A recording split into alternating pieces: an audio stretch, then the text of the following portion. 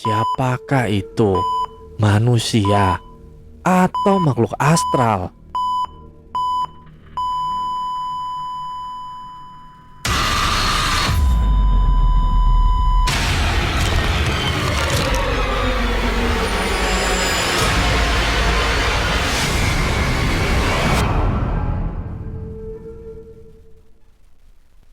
Halo para pecinta kisah horor di luar sana.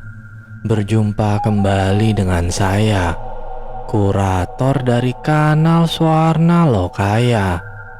Kali ini kita akan melanjutkan membacakan kisah dari penulis R.D. Lestari yang berjudul Rumah Nenek. Untuk para pendengar yang mau membaca kisah ini secara langsung, saya juga menampilkan link pada kolom deskripsi. Dan silahkan follow akun penulis.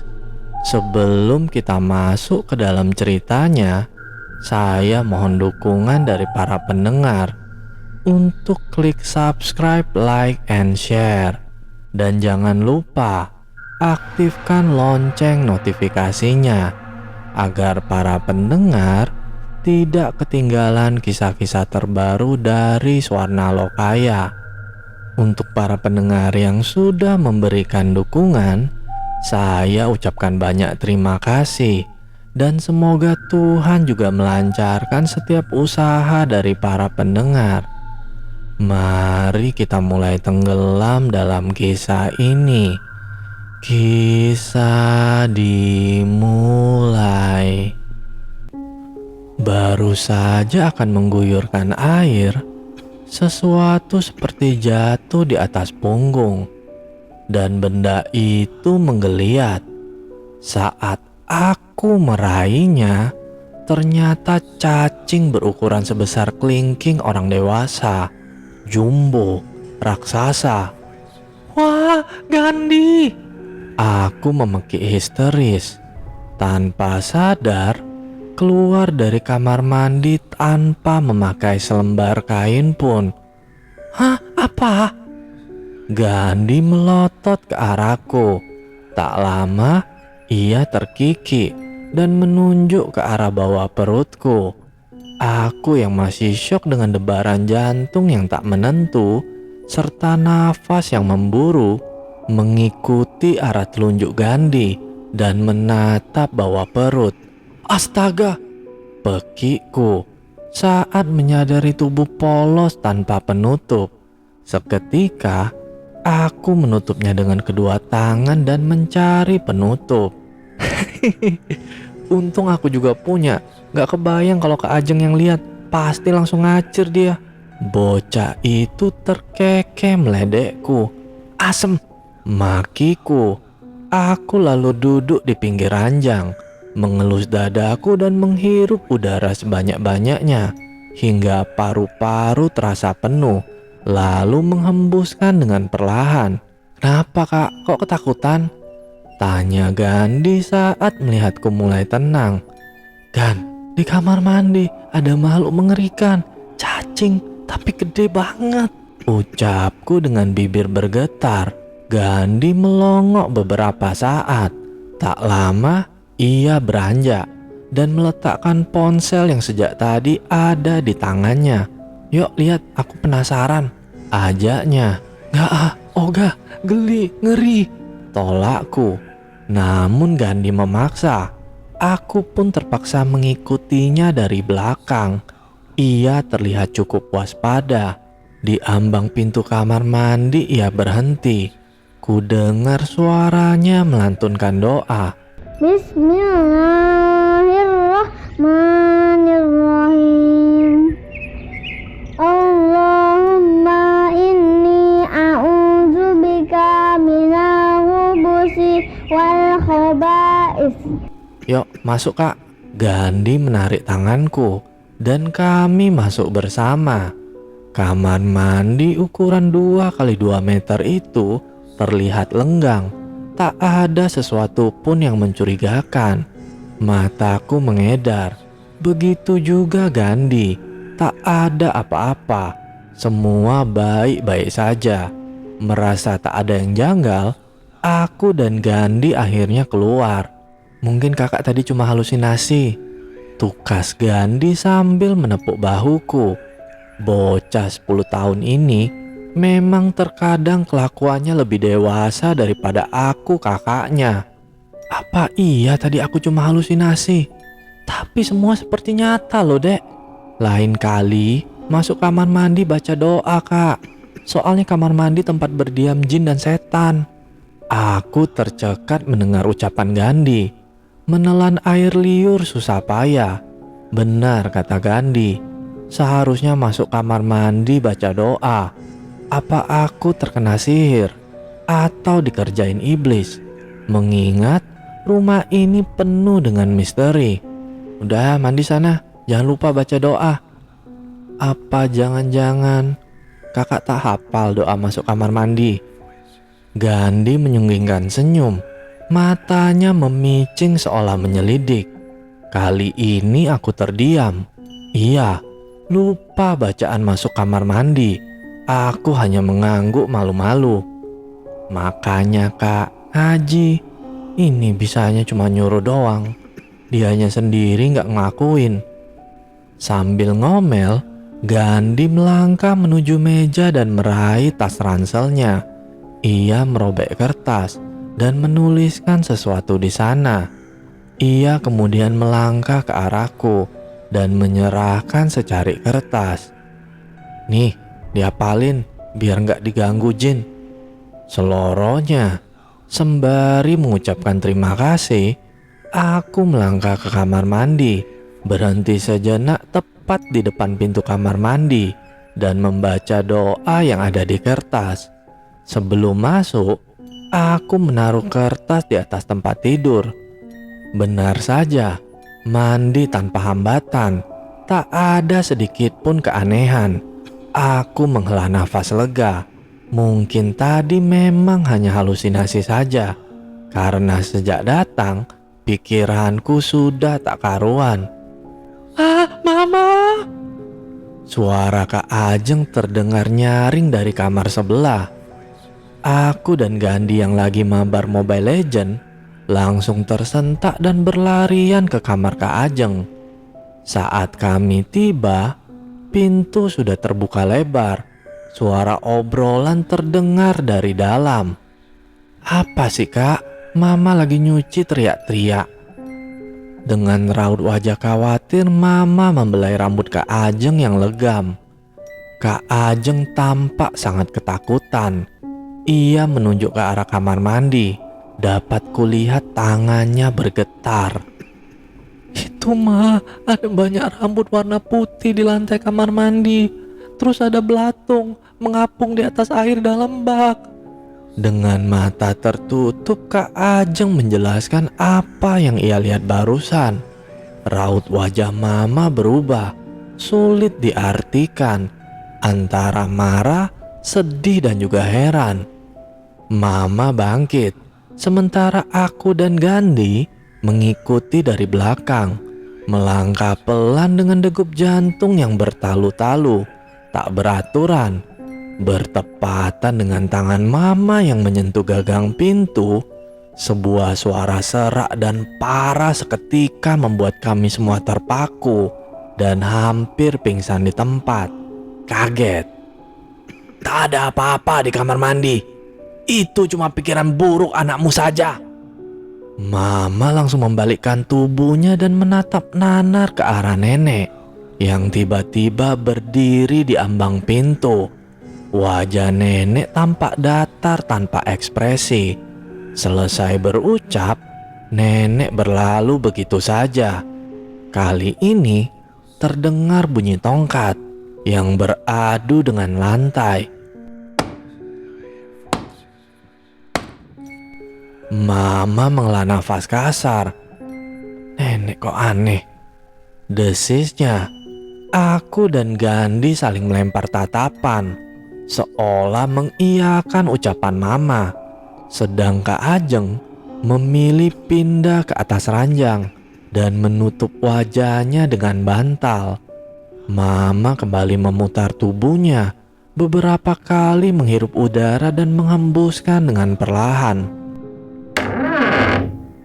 Mama menekan gagang pintu dan derit terdengar. Dengan perasaan was-was, aku pun mengikuti langkah Mama masuk ke dalam. Lampu kamar mandi dihidupkan dan kami semua terhenyak. Kamar mandi bersih, tak ada rambut ataupun belatung. Kami semua menghela nafas lega. Mama keluar kamar mandi dan mendekat ke arah kakak. Tak ada apapun di kamar mandi. Coba kamu cek lagi. Mama dengan lembut membelai rambut Kak Ajeng. Gak mungkin, Ma.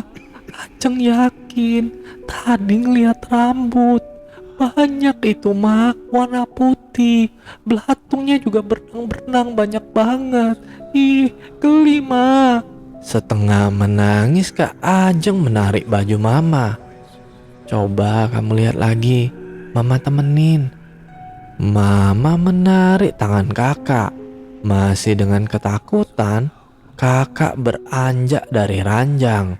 Matanya melebar saat Mama membuka pintu kamar mandi. Gak mungkin. Ini gak mungkin. Masa tadi cuma halusinasi? Aku yakin tadi itu nyata, Ma. Cerocos kakak seolah tak percaya apa yang ia lihat. Bener, Ma. Tadi juga Bagas lihat cacing gede banget, nempel lagi. Tapi begitu keluar, masuk lagi ke kamar mandi, gak ada apa-apa. Aneh kan, Ma? Timpalku. Mama terdiam dan memandang kami bertiga secara bergantian. Tak lama ia menghela nafas pelan. Dahlah, cuma kebetulan. Mungkin karena capek. Yuk, sekarang kita ke meja makan. Hari ini Mama yang masak. Bik Jumi tugasnya cuma ngurusin nenek. Kami semua mengangguk. Hari sudah beranjak sore. Kami semua sudah siap di meja makan. Cuma Mama yang sedari tadi memanggil nenek di kamarnya. Tapi tak ada sahutan. Kamar nenek dikunci. Tak ada sahutan dari dalam. Bik Juni pun tak nampak. Apa nenek baik-baik saja ya? Keluh Mama saat datang mendekat. Belum sempat kami menjawab, bunyi deru kendaraan terdengar di halaman rumah. Mama seketika berlari keluar demi melihat siapa yang datang. Kami malah asik menyantap makanan. Seketika kami menghentikan makan saat mendengar suara teriakan Mama. Ibu! Kami langsung berlarian ke arah Mama, menatap Mama yang terpaku di ambang pintu. Kami berebutan ingin melihat siapa yang datang, hingga membuat Mama tercengang dan tak mampu berkata-kata. Sama seperti Mama, serentak mata kami melebar dan hendak terlontar keluar, mendapati sosok yang tersenyum lebar dengan bawaan di tangannya. Nenek. Gandhi lalu menarik tanganku keras. Kak, kalau itu nenek, terus siapa yang barusan bicara di kamar kakak? Kakak juga nggak tahu. Bibirku gemetar, menahan takut melihat sosok yang baru saja turun dari mobil bersama Bu Lek Desi. Senyum berkembang di dua wajah yang mirip sama Mama. Tanpa menaruh curiga sedikit pun, mereka bertingkah riang seolah menyambut kedatangan kami. Sedang kami hanya menatap dengan ekspresi yang entah bagaimana. Heran, takut, bingung jadi satu. Sudah lama datang. Maafkan Ibu Rina, Ibu telah datang.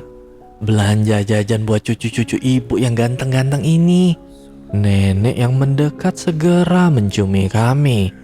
Saat ini kami tersadar, ini memang nenek. Sifat ceria, humoris dan penuh kasih sayang.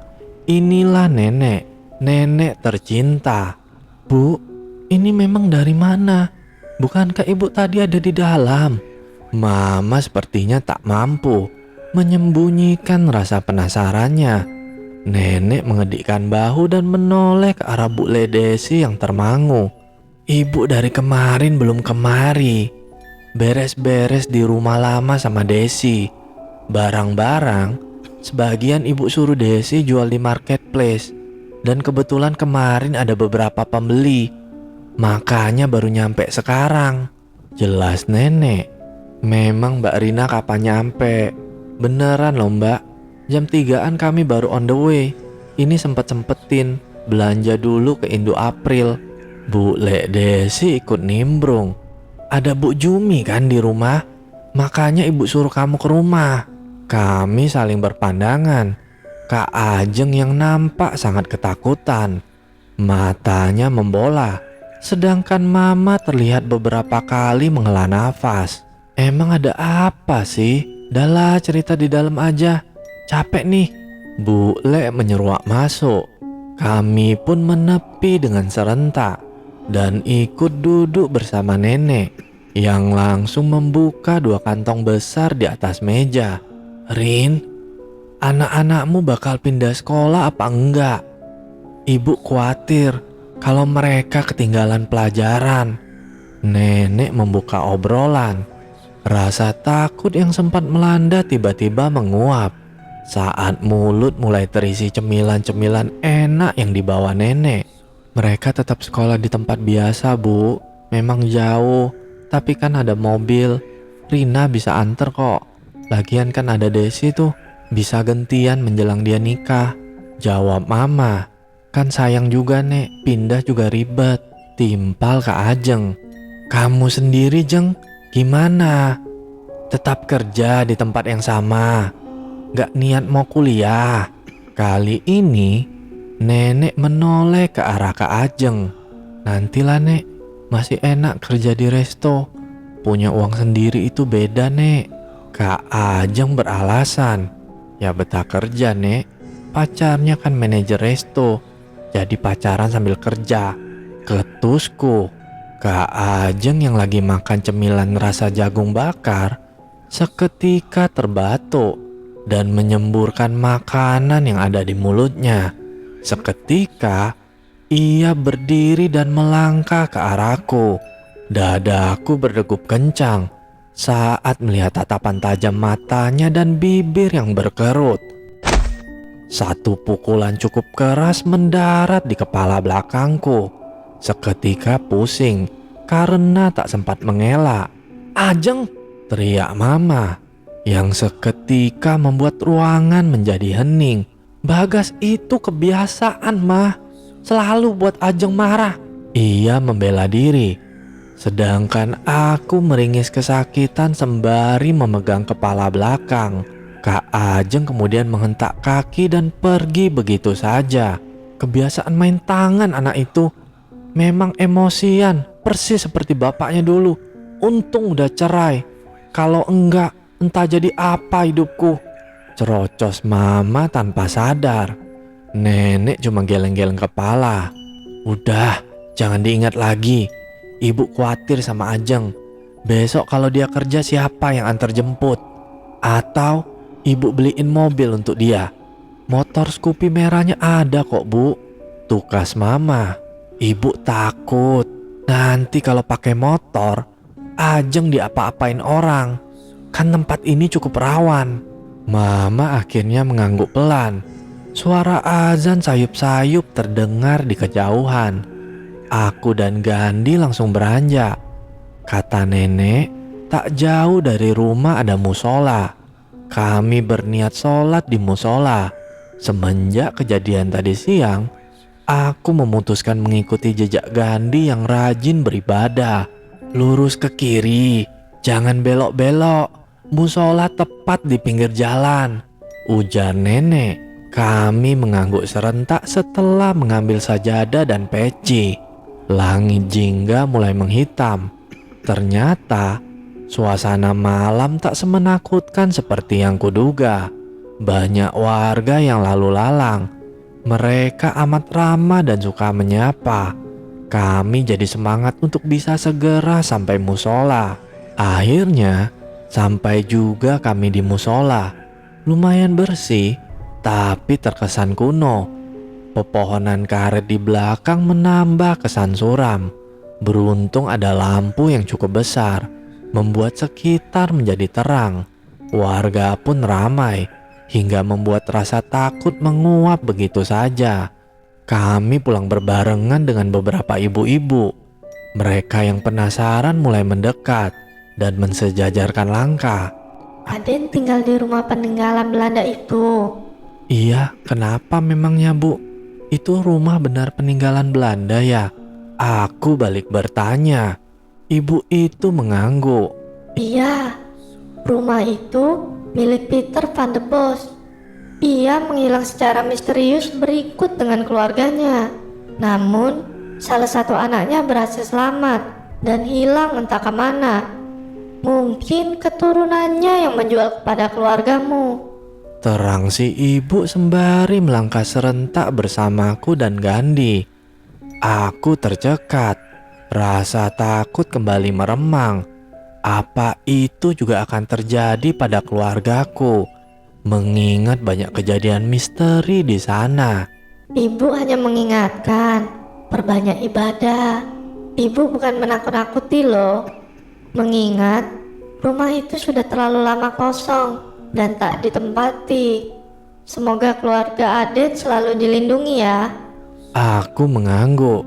Dan itulah pesan terakhir si ibu sebelum akhirnya kami berpisah. Karena ibu terus berjalan lurus, sementara aku berbelok masuk ke halaman rumah. Kak, kok serem? Gandhi menarik lenganku. Aku menatap ke arahnya yang seperti ketakutan. Matanya mengedar ke segala arah. Hush. Belum sempat aku berucap, kurasakan hembusan angin begitu kencang dari belakang. Sangat kencang hingga tubuhku terhuyung. Kak, ku dengar lirihan suara Gandhi, seperti hendak menangis. Kamu ngerasain juga? Tanyaku. Gandhi mengangguk. Terdengar langkah kaki yang diseret di kejauhan. Sendi-sendiku seketika melemah. Tubuhku bergetar menahan takut yang teramat sangat. Sementara Gandhi mulai terisak. Perasaan kalut begitu menyergap saat langkah itu kian mendekat. Memang siapa yang ada di luar malam-malam begini? Apalagi rumah Belanda ini dikelilingi pepohonan tinggi dan kebun karet yang begitu luas. Kan, hitungan ketiga kita lari sekuat tenaga. Ngerti? Bisikku tepat di telinga Gandhi. Adikku itu mengangguk cepat. 1, 2, 3.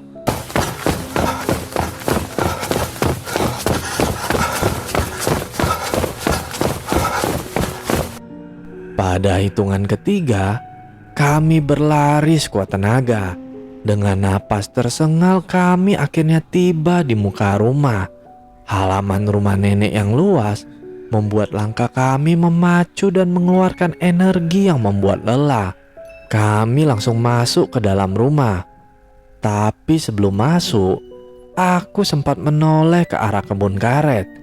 Ada bayangan lelaki tinggi berkelebat menjauh. Siapakah itu? Manusia atau makhluk astral?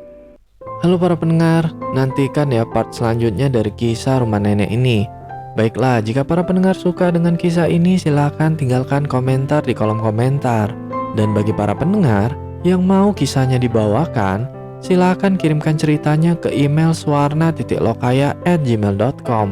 Cukup sekian kisah horor kali ini, semoga para pendengar beserta keluarga sehat selalu. Dan sampai bertemu lagi dengan kisah horor berikutnya.